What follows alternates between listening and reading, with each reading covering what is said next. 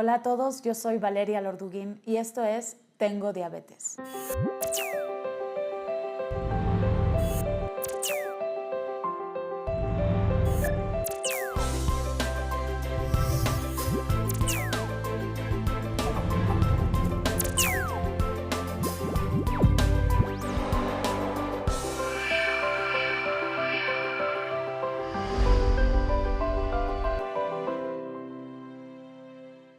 Hoy hablaremos sobre otra de las complicaciones de la diabetes, la hipo y la hiperglucemia. Aprenderemos cómo y cuándo atender esta situación.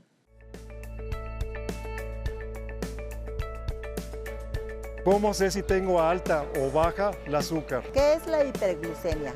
¿Cuál es la función de la insulina? ¿Qué hago en caso de que a mi hijo se le baje el azúcar repentinamente? Y hoy nos acompañan Caro Bellman, nutrióloga, educadora en diabetes, y Mariana Gómez, educadora en diabetes. Bienvenidas. Gracias, Valeria. Bueno, quiero saber, ¿qué es la hiperglucemia y qué es la hipoglucemia? Ok, bien. Lo que es hiperglucemia es lo que es un valor alto en glucosa en sangre. Esto va a ser arriba de 180 y la hipoglucemia es un valor de glucosa bajo en sangre. Entonces esto va a ser abajo de 70. Aquí bien importante siempre es que el paciente o la persona que tiene diabetes mida su glucosa para asegurarse qué cifra es la que tiene y de esta manera saber si se encuentra en un valor que se considere hiperglucemia o hipoglucemia. Porque hay que atenderla rápidamente, ¿verdad? Cualquiera de los dos casos.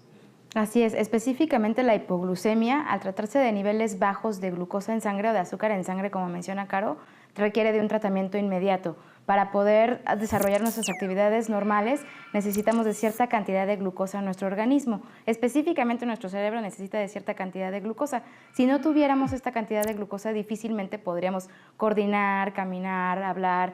Entonces requiere de una atención mucho más pronta quizá que la hiperglucemia sin dejarla de lado. ¿Qué nos pasa si tenemos hipoglucemia? La sintomatología es muy diferente. Si leyéramos un libro de educación en diabetes, veríamos una lista de síntomas como muy básicos, entre ellos sudoración, temblor, confusión, pero si platicamos con los pacientes nos daríamos cuenta de que además de esos síntomas existen otros. Hay personas, por ejemplo, que tienen dificultad para concentrarse, dificultad para hablar, dificultad para caminar, otros que sienten temblorina en un ojo. Entonces, los síntomas son diversos, son varios, pero refieren a que se necesita una atención inmediata de ese nivel de glucosa en sangre para devolverlo a un rango normal. ¿Esto le puede suceder a toda persona que vive con diabetes? Efectivamente, todo paciente con diabetes puede tener o una baja de azúcar, que quedamos que es hipoglucemia, o bien alta, que es hiperglucemia. Los síntomas van a variar. Como bien lo dijo Mariana, todo organismo es diferente, entonces los síntomas puede ser que uno tenga un cansancio cuando tiene una glucosa baja, pero cuando la tiene alta también. Entonces aquí es bien importante para no confundir, dado que el tratamiento de hipo e hiperglucemia es muy diferente, aquí lo que hay que remarcar es que el paciente siempre compruebe su glucosa, mida su glucosa y ya con eso tome la decisión y sepa realmente el tratamiento que debe seguir. Claro, porque si no puede tener la reacción totalmente contraria. Exactamente, ¿no? Entonces hay que insistir en estarse haciendo el chequeo con el glucómetro, ¿verdad? Así es. A mí me gustaría contarles que Mariana vive con diabetes desde hace 30 años. 30 años. Entonces, cuéntanos un poco, ¿has tenido algún episodio de estos? ¿Tú cómo lo manejas? Sí, no, por supuesto. Las personas que vivimos con diabetes tipo 1, como en mi caso, usamos tratamientos muy intensivos con insulina. Y la insulina, la función que tiene, bueno, dentro de muchas otras, tiene como función principal reducir los niveles de glucosa en sangre. Entonces, hay que tener mucho cuidado en la dosificación de la insulina, en los horarios de los tiempos de comida, en el control y vigilancia de la actividad física. Son cosas que normalmente tenemos que realizar, pero que debemos tener muy vigiladas de muy cerca. He tenido 2 o 3 episodios de hipoglucemia severa. Afortunadamente en casa creemos en la educación en diabetes y nos acercamos a profesionales de la salud que saben y que nos han ido enseñando a todos, incluyendo a mi hijo, cómo se atienden estos episodios para que pues no pase a mayores. ¿Y cómo se atienden? Depende del tipo de hipoglucemia. Una hipoglucemia, podríamos decir que hay 3 tipos de hipoglucemia: moderada, media y severa. La moderada o la leve es en la que refieres los síntomas que ya platicamos. Hay sudoración fría, hay mucha confusión, hay dificultad para hablar. En ese caso es muy sencillo tomar el medidor de glucosa en sangre y comprobar la cifra. Si la cifra es menor a 70, lo que se necesita hacer en ese momento es consumir una fuente de hidratos de carbono simples. Se sugieren 15 gramos de hidratos de carbono. ¿Eso qué vendría siendo así? Sí, evidentemente no todos sabemos contar Exacto. carbohidratos perfectos. No. Podría ser, de hecho, trae un botiquín caro, muy útil, que contiene diversas fuentes de 15 gramos de hidratos de carbono. Podría ser jugo, pueden ser dulces, sin mencionar los nombres ni las marcas, las paletitas que adentro tienen chicles, se me ocurren un montón de estrategias. ¿Hidratos de carbono qué son? Para que la gente entienda bien y diga, bueno, ¿qué tendría yo que consumir?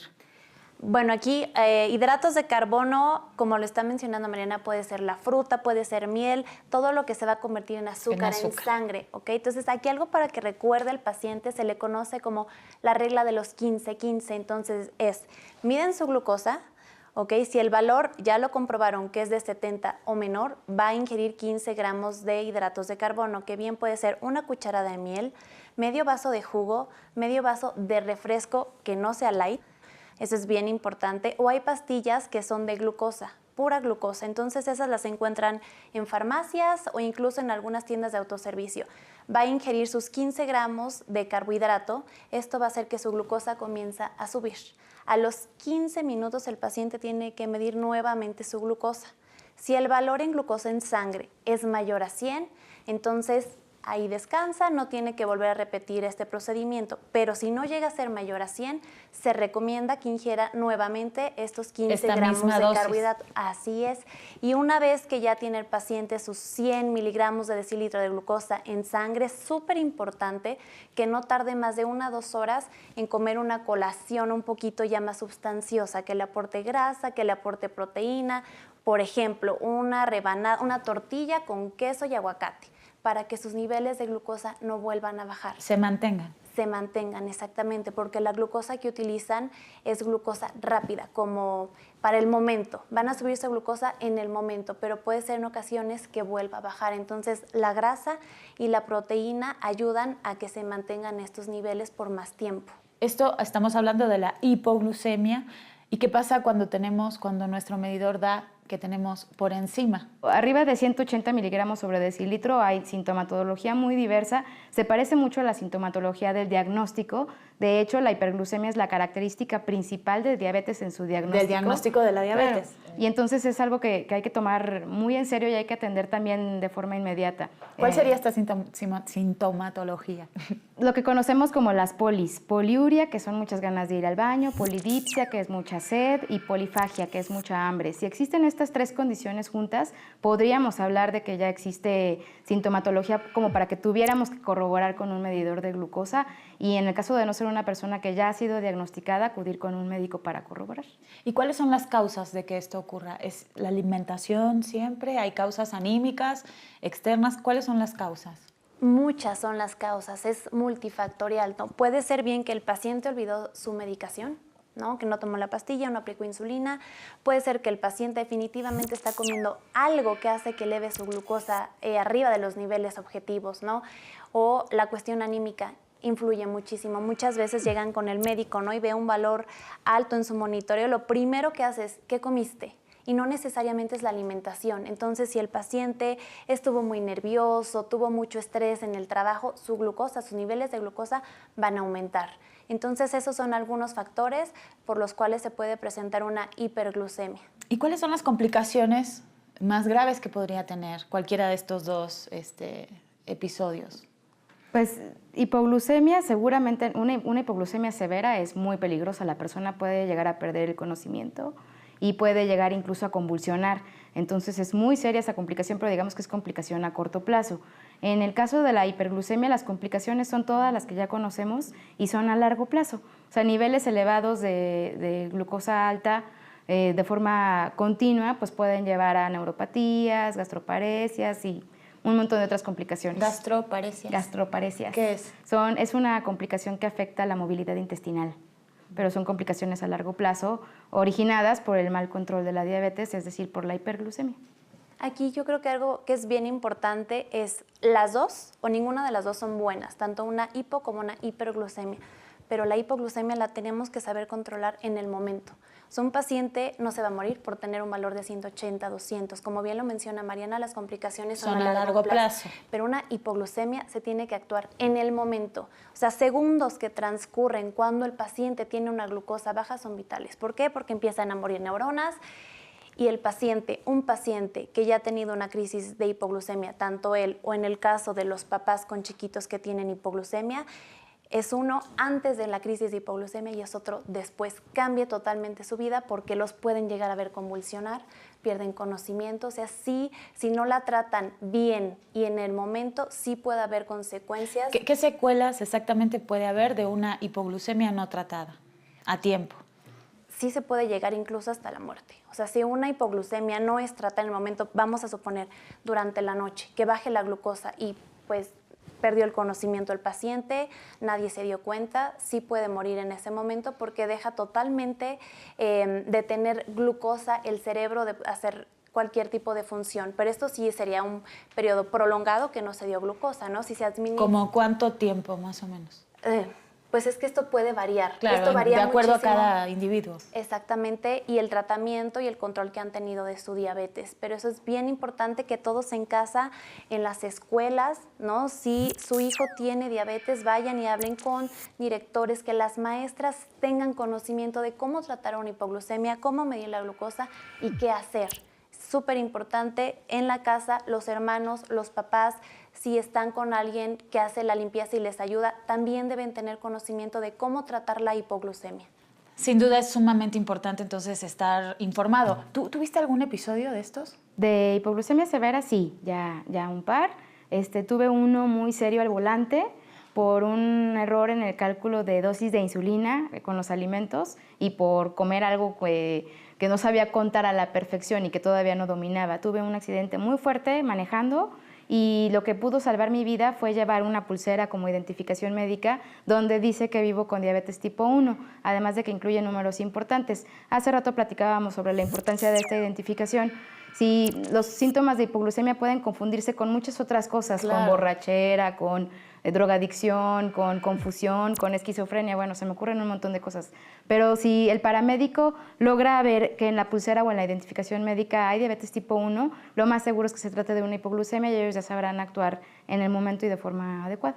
Entonces es sumamente importante que una persona que vive con diabetes no tenga vergüenza de decirlo, de asumirlo, porque esa es la manera que puede salvar su vida, como lo acaba de contar Mariana. Entonces hay que estar informados y capacitados, no solamente la persona, sino las personas que lo rodean, la familia y el entorno en general.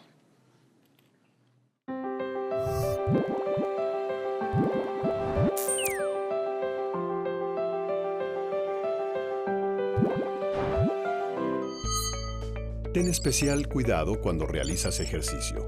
Si sudas mucho, te mareas, te sientes débil, con hambre o confundido, puede que tengas baja de azúcar. Si tienes mucha sed, tienes que orinar mucho, estás agotado o ves borroso, puede que tengas alta el azúcar.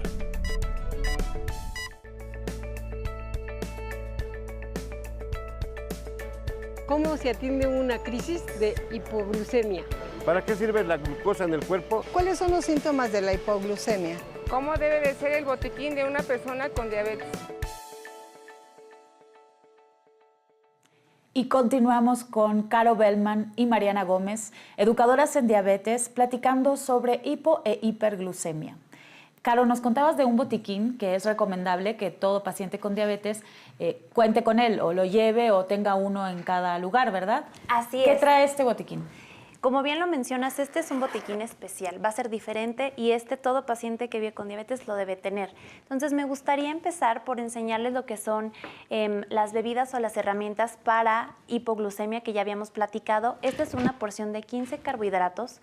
Okay, entonces hablamos mucho de la medida, ¿no? Que aquí es importante, dependiendo la severidad de la hipoglucemia, en la cantidad de carbohidratos que van a consumir. Esto es un jugo, ¿verdad? Este es un juguito, exactamente, que son 15 carbohidratos, entonces esto es para cuando tienen una hipoglucemia que no es una glucosa tan baja, ¿ok?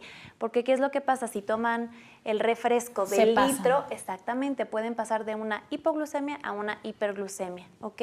Otra herramienta muy útil es este gel, Este gel, por ejemplo, ahí lo pueden utilizar más las personas que rodean al paciente que vive con diabetes. Eso ya es cuando el paciente está inconsciente o tiene una hipoglucemia que no está al 100 de sus capacidades y no puede tomar líquidos o deglutir. Eso lo van a embarrar. O sea, el objetivo es que absorba la glucosa. Entonces, puede ser en paladar, puede ser en encías. Entonces, ¿y se absorbe? Se va absorbiendo, exactamente. ¿Siempre se absorbe? Sí, siempre se va a absorber. ¿O esto es algo especial? No, ahí lo pueden cambiar por miel. La miel también lo pueden utilizar, mermelada puede ser, que realmente no tienen que masticar o que no tienen que tomar deglutir como tal, exactamente, tragar, entonces pueden utilizar eso, ¿ok? Otra que les comentaba son las pastillas de glucosa, que estas pastillas van a tomar alrededor de 3, 4 pastillas solo que cubren los 15 gramos de carbohidrato. Aquí lo que sigue siendo bien importante, otra vez regresamos a lo que es el monitoreo. Entonces, tener un glucómetro adicional, ¿no? Porque si solo lo dejan en casa, ¿no? Y están en el trabajo y de repente se sienten mal, entonces aquí sí son herramientas que sí les va a ser de mucha ayuda que tengan una en cada lugar. Igual y hablando de los niños, uno en la escuela, en casa de los abuelos, en pacientes ya adultos en el trabajo, en el coche, en la casa, sí sería muy, muy importante. El medidor de glucosa pues, es como mi teléfono celular. Si salgo sin teléfono, siento que me desintegro y lo mismo me pasa si salgo sin medidor. Entonces, el medidor en realidad no es que tenga yo muchos medidores repartidos por el mundo, ¿no? Sino más bien siempre está en todos lados. En la bolsa que traiga, en ese lugar está el medidor. Y así va conmigo a la escuela, por mi hijo, al fútbol, a todos lados. En el coche traigo jugos y traigo paletas. Además, aprovecho de vez en cuando los niveles bajos de glucosa en sangre para comerme una paleta. Entonces, utilizo esas herramientas que son para mí más sencillas de comprar y de conseguir que muchos de los que están en el botiquín. Hace rato comentábamos, por ejemplo, que las pastillas de glucosa, aunque son la herramienta más útil, más sencilla de emplear, no hay tanta disponibilidad en México. A veces conseguirlas es complicado, pero podemos sustituirlo por algunas otras opciones, miel, cajeta y... O sea, es lo mismo. ¿No hay algo mejor en estas pastillas? Son opciones. Aquí lo importante es que el paciente tenga varias opciones y las tengan a la mano. A la mano. Exactamente. Y aquí una herramienta que sí está... ¿Qué es esto? Se tiene esperando no utilizarla, se llama Glucagon. Esto ya no lo va a utilizar el paciente. Esta es una herramienta que tiene que aprender a utilizar el familiar, nuevamente las personas que la rodean, y ahí es cuando el paciente está inconsciente. Entonces, como ya lo hemos mencionado, los segundos que pasa un paciente en hipoglucemia son vitales. Entonces, aquí, si el paciente está convulsionando o está inconsciente, es cuando se va a aplicar esta inyección que se llama Glucagon, que se va a utilizar. Bueno, ahí se aplica en donde sea. Ahí es actuar de inmediato. Entonces no vamos a ver si le descubrí bien la piel, si estoy eligiendo el sitio adecuado. Entonces ahí es verdaderamente en ese momento, ¿no? Una vez que te sucede, tú estás viendo un paciente que tiene hipoglucemias, en donde caiga, ¿no? O sea, pierna, brazo. Lo importante es actuar de inmediato. Esto se puede utilizar en niños. Eso iba a preguntarte, ¿en los niños también? En niños, exactamente. Ahora, esta es una herramienta solo para pacientes con diabetes tipo 1. ¿Y la medida es siempre la misma o uno también tiene que saber qué cantidad le inyectan? Niños solamente antes de los 3 años es 1/4 de la porción. Ya después de los 3 años, depende también el peso, antes de que pesen 20 kilos. Pero uno ya tiene la dosis para la que usa, ¿verdad? Aquí viene, por ejemplo, una paciente adulto es todo, completito. Se utiliza todo. En niños solamente va a ser 1/4 antes de los 3 años, y de los 3 años, todavía si no pesan más de 20 kilos, van a utilizar la mitad de la ampolleta. Y esto es bien importante, una vez que se utiliza, se tira. Aunque sobre, ya no sirve. Ya no sirve.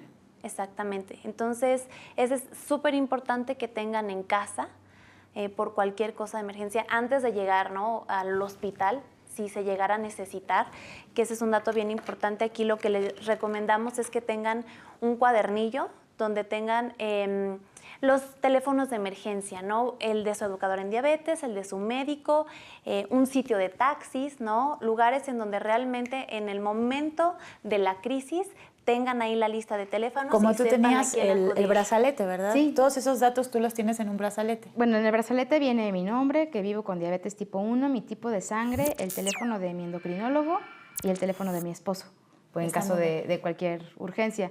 Y en el coche sí hay un Glucagon, junto con el jugo y en la casa también. Ese es un buen consejo, ¿verdad? Eso ustedes como educadores le dicen a las personas que viven con diabetes que tengan esa precaución, ¿verdad? Así es, como bien lo mencionas, esto todo es para prevenir, ¿no? Y hay que tenerlo. Yo estoy convencida que la educación es una herramienta de prevención totalmente, y en este caso para el tratamiento, ¿no? La educación es lo que los puede salvar de alguna complicación o que termine en una tragedia, ¿no? Entonces sí es bien importante que tengan esto, por ejemplo, que tengan dinero ahí, ¿no? Eso sería muy útil porque igual y está que le toca, en este caso, no sé, Mariana, vamos a suponer que esperemos que eso no pase, que le toque solita con su chiquito en casa, pues él debe saber estar preparado a quién llamar, qué hacer, tener el dinero por si tiene que tomar un taxi, trasladarse. Entonces igual y son elementos que dices, ay, ¿eso para qué? Pero en el momento hay que estar preparados, ¿no? Hay que estar, para eso es el botiquín, ¿no? Estar previendo todas las posibles cosas que puedan suceder. ¿Qué más? Así es. Otra es una pila de repuesto para el glucómetro. Eso es bien importante porque de repente puede ser que no lo tomamos en cuenta, y de ahí es que el paciente toma las decisiones, o sea, te mides y dependiendo de eso tú sabes o tú vas a decidir qué hacer. Entonces, si tu glucómetro está mal, imagínate, está dependiendo de ahí tu decisión, que puede ser vital. Entonces, tener siempre una pila por cualquier cosa, ¿no? Si vemos que está fallando, le cambiamos la pila y corroboramos nuevamente la medida. Para hiperglucemia normalmente traigo, además de traer una pluma extra de insulina o un frasco extra de insulina, hay que llevar consigo también líquido, agua, por ejemplo, sería muy útil, suero como el que trae Caro en su botiquín. Hay que recordar que uno de los síntomas de la hiperglucemia es la visita frecuente al baño. Entonces uno podría deshidratarse muy rápido y muy fácil. Entonces rehidratar el cuerpo debe ser entre una de las principales tareas que realizar, bajar los niveles de glucosa en sangre y además rehidratar al organismo.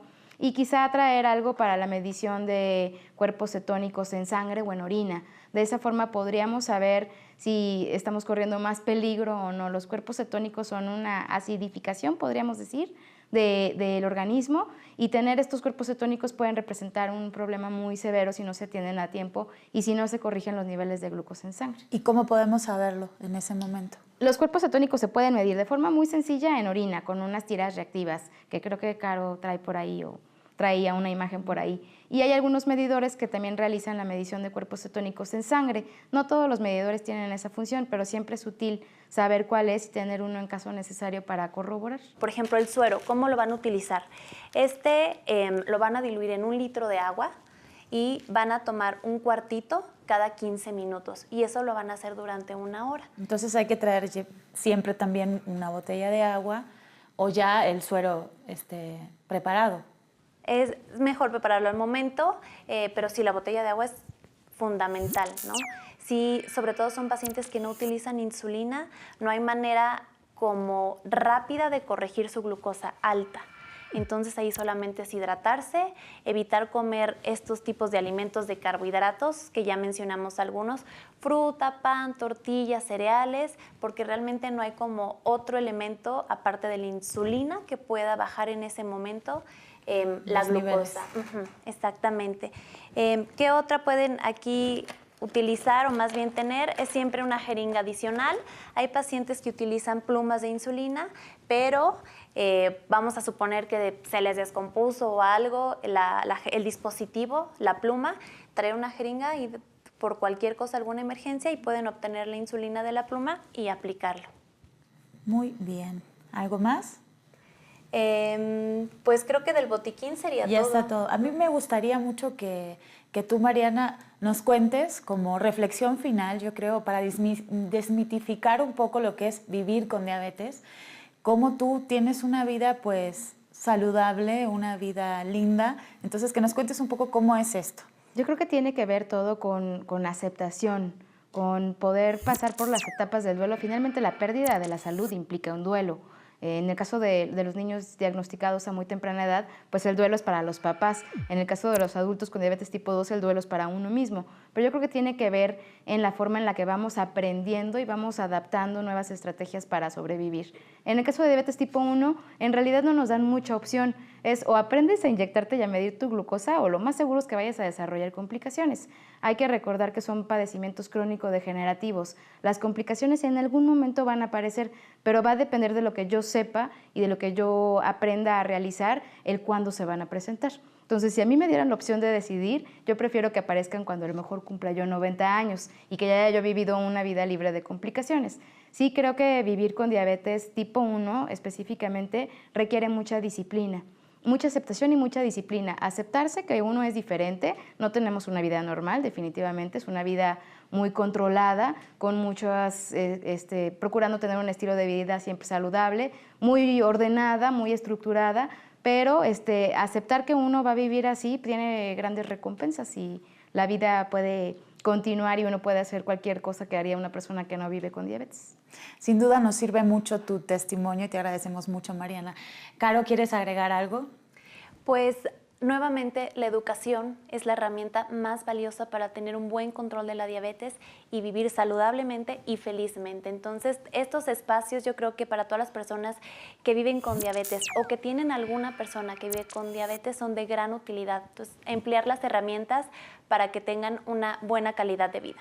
Y ese justamente es el objetivo de nuestro programa, acercarles a nuestro público educación, información, testimonios, ¿por qué no?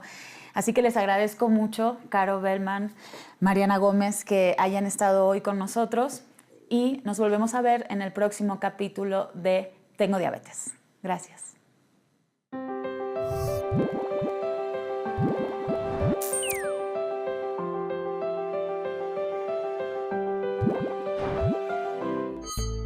Si tienes diabetes, lleva contigo siempre alimentos de emergencia como caramelos, barritas de cereal o algún emparedado en caso de que baje tu azúcar.